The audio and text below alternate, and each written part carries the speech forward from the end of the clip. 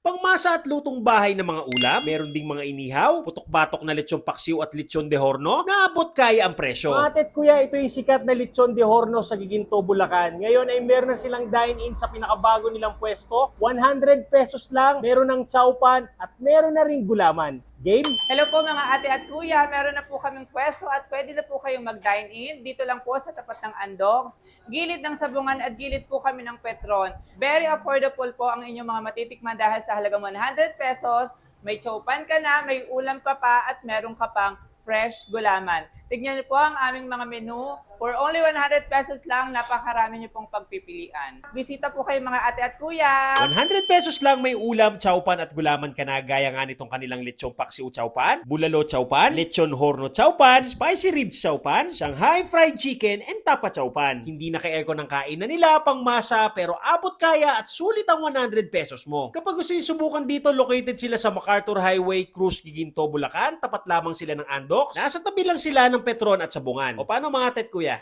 Kain tayo.